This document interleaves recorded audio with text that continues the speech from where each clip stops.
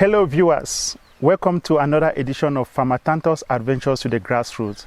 Today I'm going to tell you my story, how I started my farming movement, why I was called a farmer. I loved farming when I was a little boy. As I grew up, I became passionate about agriculture and environment, and this has given me the opportunity to travel around the world to study more on organic agricultural practices, landscape designs, environmental protection, watershed management. And today, my story attracted an American couple that came all the way from America to write my story, and it was illustrated in a children's book titled I Am Farmer, Growing an Environmental Movement in Cameroon. So I'm going to take you through the book, and on the first page you see my grandmother is here. She's almost 100 years now. I lived with her when I was a little boy, and she started teaching me farming when I was a little boy. And these are my bananas that I planted at the age of 9, and it is still there up to today. So I am farmer, growing an environmental movement in Cameroon. Baptiste Paul and Miranda Paul, illustrated by Elizabeth Zunon. Join me and enjoy as I read the book with you. This is northwestern Cameroon, green, wet, alive. The rainy season has begun. A young boy arrives at his grandmother's farm. His feet squeak between rows of cabbage and beans. His small hands plunge into the dirt. Nshi, oh, Tantoh. His father laughs. His grandmother laughs too. They do not stop him. They understand his joy.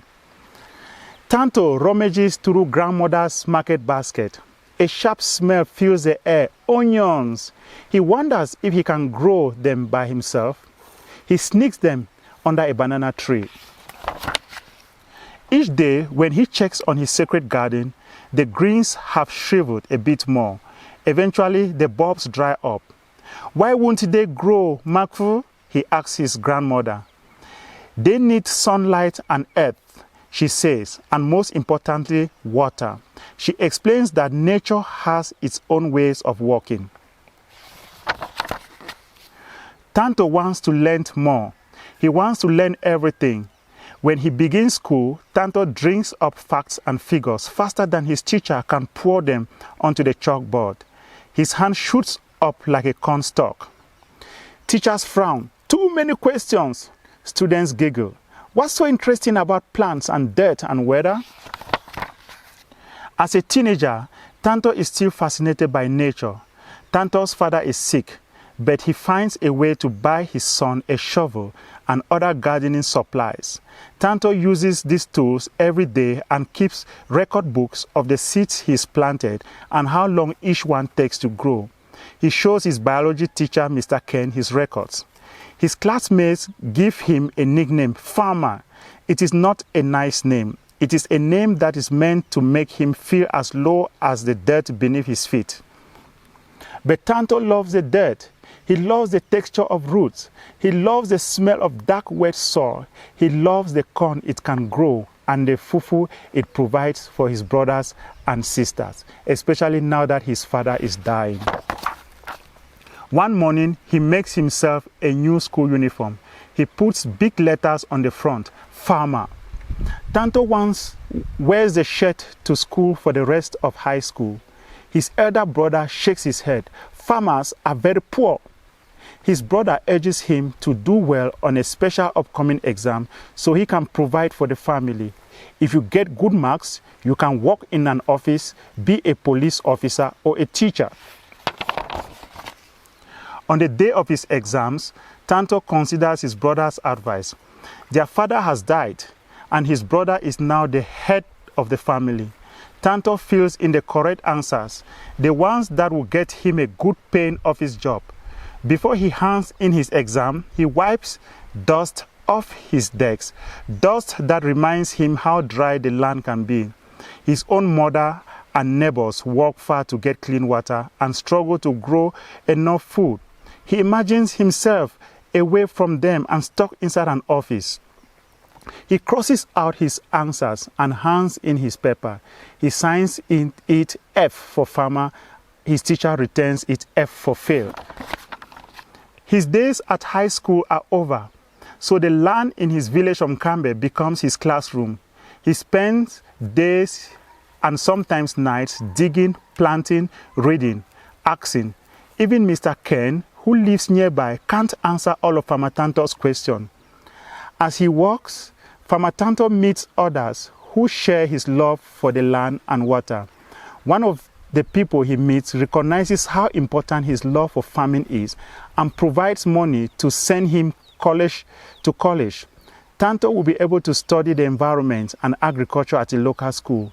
Finally, his classmates and teachers will praise him for talking about the weather, learning about water, and playing with the soil. At college, Farmer Tantoh is thirsty to learn everything he can. Although he soaks up plenty of facts and figures, clean water is still scarce. He contracts typhoid from drinking the local water. He is so sick, he worries he may not live long enough to graduate.